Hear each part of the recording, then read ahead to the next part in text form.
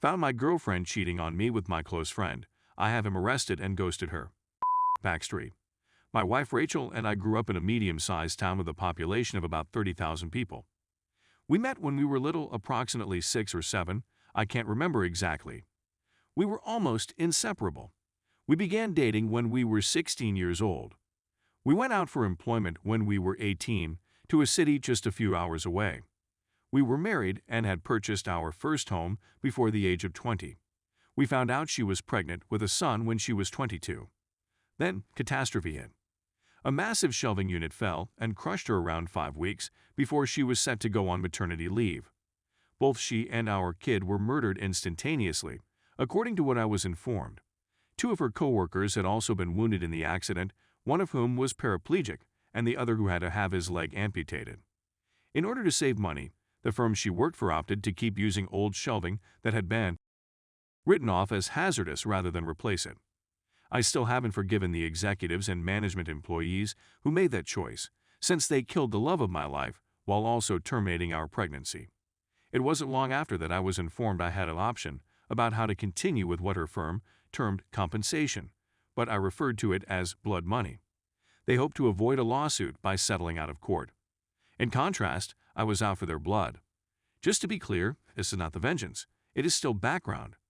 Fortunately, because of the media attention and the involvement of various politicians, the issue was resolved promptly in court, approximately 3 years, with a settlement for all parties that was close to 10 times the amount that they had first promised.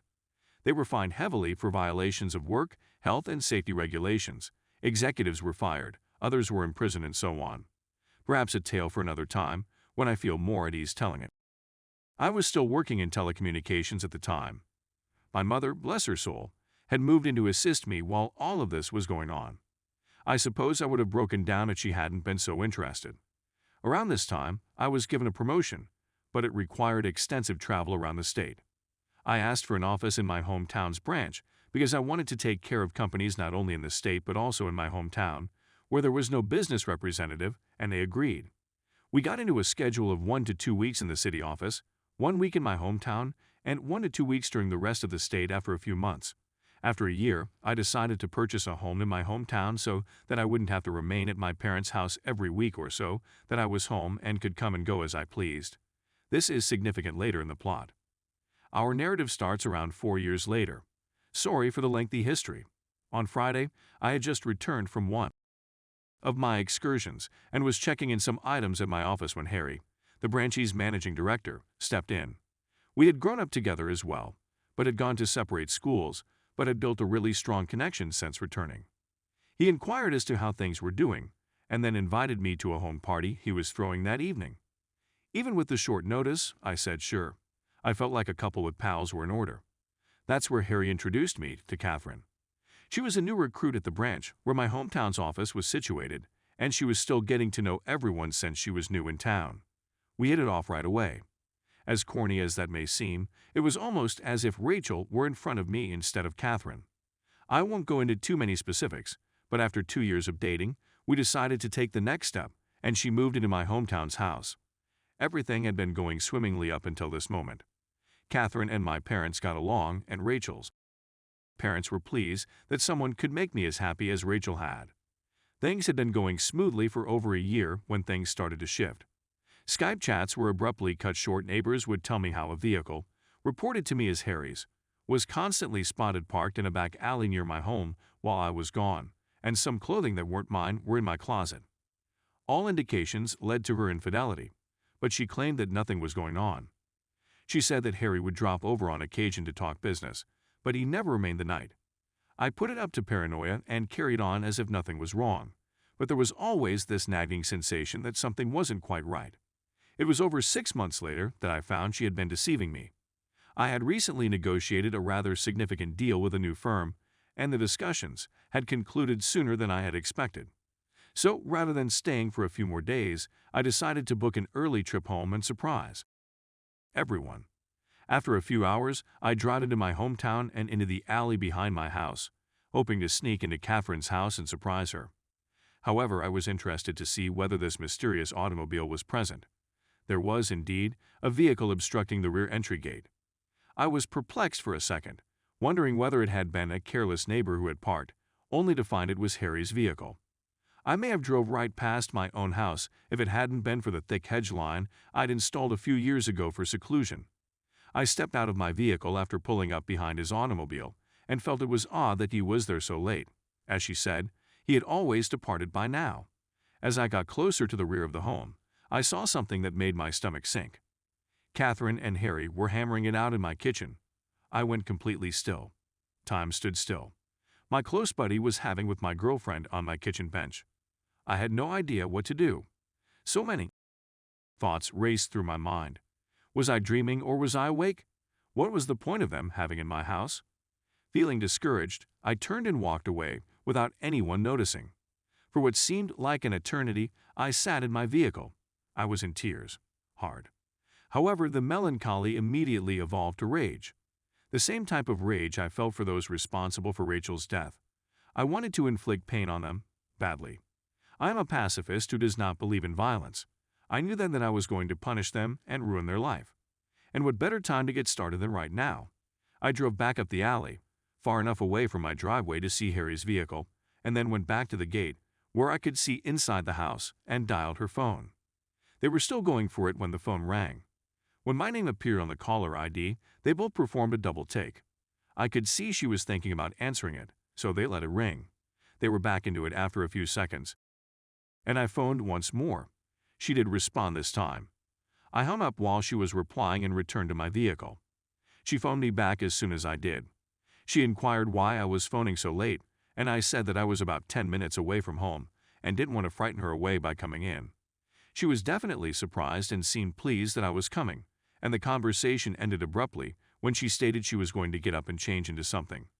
I said my goodbyes and hung up the phone. A few seconds later, Harry walked through the gate, still half nude, and leaped into his vehicle, speeding away like a bat out of hell. I grinned a bit, knowing how terrified both of them would be at the prospect of being apprehended. I waited a few seconds before driving into the exact spot where Harry had been moments before. The rest of the night was very quiet, and I didn't get up until she was sleeping to go to my office down the hall. I couldn't get to sleep. I needed to make a plan, and I made a plan. My mother always encouraged me to be a pacifist and to let cosmic karma take its course. But on this particular instance, I concluded that karma might use some assistance. I planned to punish them both individually, but to destroy them both. I was aware that Harry had a drug problem. It wasn't anything important, but he kept it extremely quiet. I only found out about it by mistake after finding some coke and cannabis left out at his home, but I claimed I hadn't seen it when he tried to cover it up. I started phoning some of my more shady clients and making some subtle inquiries about collecting some samples that they were willing to part with. After a few days, I acquired a large enough cash to make my strategy work. A month later, I hosted friends around for a barbecue night, including Harry. I urged Harry to remain the night and sleep it off after ensuring that I had adequately liquored him up. In the early hours of that morning, I took the narcotics and a variety of my personal stuff and hid them in different locations around his vehicle, the largest amount being in his tire well. I secured the vehicle and went inside to sleep, certain that he wouldn't discover them during the next several months, while the remainder of my plan took effect. After bringing him home, I also left some additional drugs and personal stuff in his house since he was still too inebriated to drive. I faked a break-in a few days later by shattering the rear glass of my back door into my kitchen and left it open before returning to the city for a flight. I received many mails as soon as I arrived. One from my plainly worried mother, who had discovered the damaged back door and contacted the cops, one from Catherine in tears, and one from the local cops requesting me to call. After receiving all of the calls, I notified the cops that I was away on business and would return the following week to speak with them. While I was gone, I requested Catherine to remain with my parents until I returned, and I urged my father to arrange for one of the local security firms to install cameras and an alarm system after receiving permission from the police, so that the crime scene would not be ruined. When I got home, I went through my usual "Oh my God, I can't believe this has occurred, and why would someone do this?" routine. After thoroughly searching every room, discovering that the goods I had stolen were missing, and making a police complaint, I had the security company's representative walk Catherine and me through how the cameras and alarm system operated. Then came the inquiry I had been anticipating. What happens if we are doing business and do not want it recorded? She pretended to be bashful when she asked this inquiry, but I understood precisely why she was questioning me. He informed us that this was a common concern, and we were taught on the home computer, if we wanted to do things without being filmed, how to disable the recording for certain cameras, so that we could preserve her modesty. As I was leading him out, I asked him whether, if the cameras were turned off, a notice might be sent out as a security measure. He came back in and walked me through the process of setting up email alerts before leaving. Fantastic. All I had to do was sit and wait. At this point, I asked r/legal advice for assistance with couples law in my country. I wanted to make sure that my forthcoming plan was legal and that I wouldn't be compelled to give Catherine any money or equity, since I didn't know whether we were considered a de facto couple or not. As the single recipient of Rachel's inheritance, I didn't want to be left with any unpleasant surprises in which Catherine might take any portion of the fortune away from me.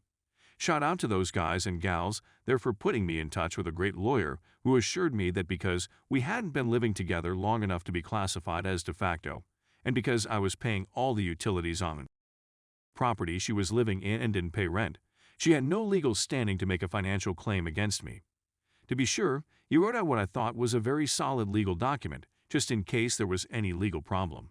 The following week, my boss approached me and offered me a promotion to return to the city and run the team that I was a part of, which meant I wouldn't have to travel as much and be in one place as much, and that due to the success of being in my hometown, they were considering having 3 to 5 representatives spend 1 to 2 weeks in the larger surrounding towns, including my hometown, as a part of my team. I said yes and started the process of starting my transfer, which would take around 6 weeks. Perfect. I had more than enough time to collect all of my proof. When I returned to my hometown the next week, I started to put the remainder of my plan into action. I requested Harry to allow 1 week of vacation for Catherine for the next 2 weeks. I planned to take her and a few of friends on a retreat before making the greatest choice of my life for the second time. He sprang up and gave me a big embrace, complimenting me for being brave enough to try again. I embraced him back, but not in the manner I believe he envisioned at the moment. He agreed and reserved the whole week for me. I requested him not to tell anybody, since I wanted to keep it as a surprise as possible. I knew it would spread like wildfire across the workplace, but that was my intention. That night, I informed Catherine that I had booked her and 2 friends a week's stay at a tropical spa resort, with all costs covered. No questions asked, she chooses 2 buddies and returns to the greatest surprise of her life. She yelled like a child who had just been informed that she could have all the chocolates in the store.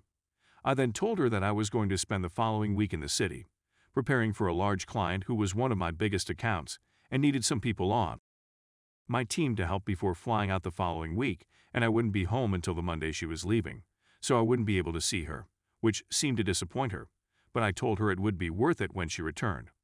What I didn't tell her was that I'd opted to take a 2-week vacation to the other side of the country, mentally preparing myself for that was going to explode the minute she set foot on the aircraft, and relishing my first taste of freedom. 2 weeks later, on a Sunday, I flew back and started driving home. When I arrived, I did a fast pass by my home and, sure enough, Harry's vehicle was there. I parked a little farther back, like I had done the first night I had captured them, and checked the cameras. I'm fast asleep in my bed.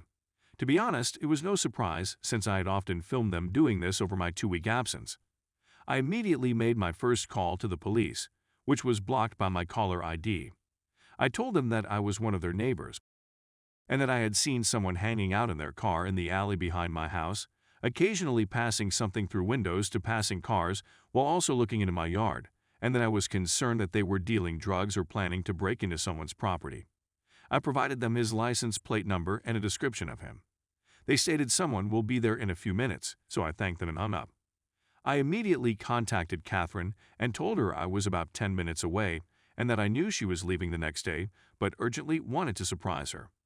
Looking back at the clip, I giggle at the noise I was shocked I didn't hear. Harry was half-dressed and dashing out the back door to his vehicle in a matter of seconds. I couldn't have wished for a more ideal scenario at that time. As Harry was driving away, one of the police vehicles turned the corner behind me, spotted Harry driving away quickly, and pursued him. She fell asleep again after pulling in, greeting a happy Catherine, and performing the couple of things. I, on the other hand, couldn't get a wink of sleep. Her and her companions were packed into a vehicle the following day. I had to wait a few hours after they drove gone before I could start carrying out my plan. I phoned a removalist acquaintance and apologized for the late notice, but I wanted my home packed and relocated on Friday. After we agreed on a time, I informed him that he would need to transport some boxes to a storage facility, which he said would not be a problem. Then I started packing Catherine's things. Later that day, I received a call from the police asking me to come and identify some goods that had been captured from a suspect the night before and matched the description of the items I had reported stolen. I smiled to myself, pleased that my plan for Harry had come to reality, and answered that I will be there immediately to pick it up. Of course, when I arrived, some of the goods were still missing, owing to the fact that they had to be at his home and they hadn't checked there yet. The town was bustling with news at this point. My hometown's events don't remain hidden for long.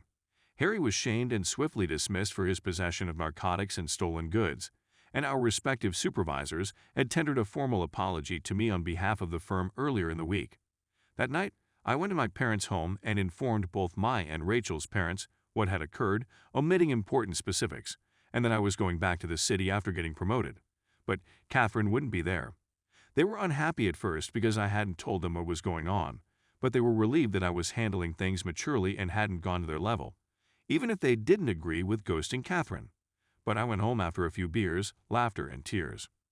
After a hectic week of coordinating cleaners for the next week, real estate to put my property on the rental market, and numerous other responsibilities at my hometown's office, I packed some items into my vehicle and traveled to my parents' house where I bid farewell before the journey. I went to Becky's residence before leaving. Becky had been one of Rachel's closest pals since she was a child. She was the only other person who knew what was going on, sans the information about Harry. I couldn't have organized things as fast as I did without her assistance. I handed Becky a thick manila folder with all of my proof of her infidelity, as well as a letter and a few other legal paperwork from my attorney indicating that she was ordered not to contact me and instructions on how to get her items at the storage facility I had leased out. I said my goodbyes and traveled back to the city. I awoke on Sunday to multiple missed calls, voice messages, and text messages. Catherine had returned home early after being warned of something going on in town, only to discover an empty house with a for rent sign out front. She had gone to my parents' house, freaked out, and they had locked the door on her the instant she responded, causing her to ring everyone until she was reached by Becky and informed that she had a package for her. I was informed she didn't take well to that, which I already knew based on her several furious emails and phone calls accusing me of setting up Harry, being deceptive, and so forth. I was afraid she'd show up at my front door, but nothing happened. I'm writing this for you, dear reader, 5 weeks after I left and was promoted. Granted, it's lengthy, and it took a few rewrites to get it down from my original 14 pages, which is nearly twice the length of this narrative, but I believe that most of what I stated was relevant enough for the story. Edit. Obligatory thank you, and holy cow, this went viral. Thank you for gilding this account, even if it is a one-time use account that I will not use again. I'm still at work right now, but after I'm done, I'll answer as many inquiries as I can and offer any additional updates that come my way. Second revision, so I'm home now, and with the amount of questions here, as well as other comments and messages, I decided to take the time to address questions and offer some explanation here, rather than replying to everyone. So one of the topics I'm often asked is what happened to Harry, why I was so harsh on him, and why I would implicate myself, particularly on the internet. After speaking with some friends back home, the simple answer is that Harry is facing a few months in jail, since it's his first offense, but he might get out sooner, and I thought that it was vital to the plot. No one knew what I had planned for Harry, which is why I omitted a few crucial details that could have truly identified me, as well as changed up some of the descriptive language about locations to potentially place this story anywhere in the world.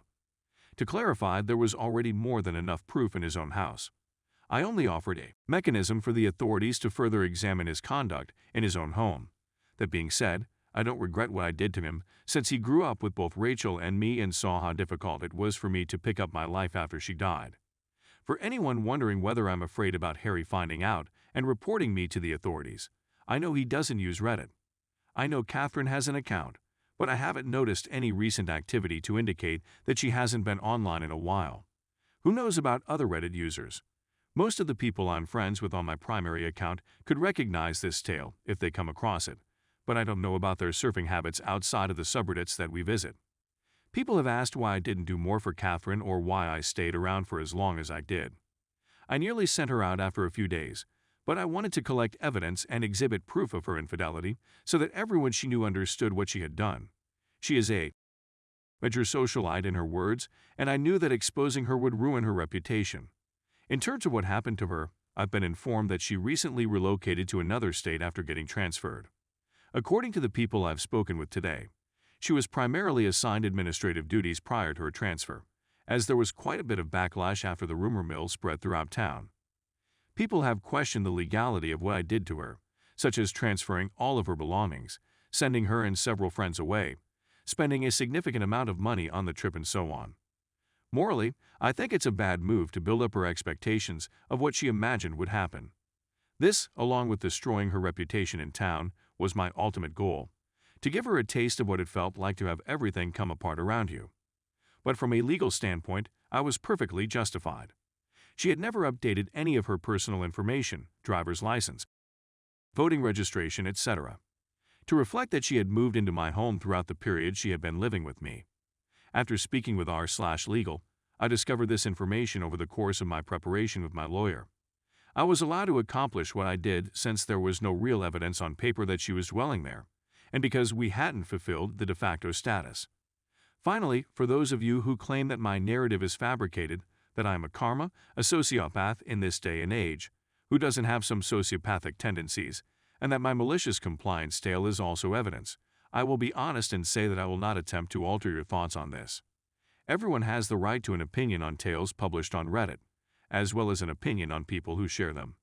The plot on the other subreddit, on the other hand, was to gain karma, since my first post on r/pro needed me to build up enough before they would allow me to post because they suspected I was a bot.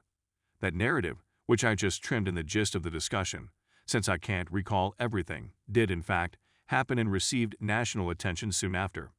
If I ever find the article, I'll post a link to it because it was, or was close to being, one of the largest roaming bills our company had ever passed on to a customer. Thank you for your time.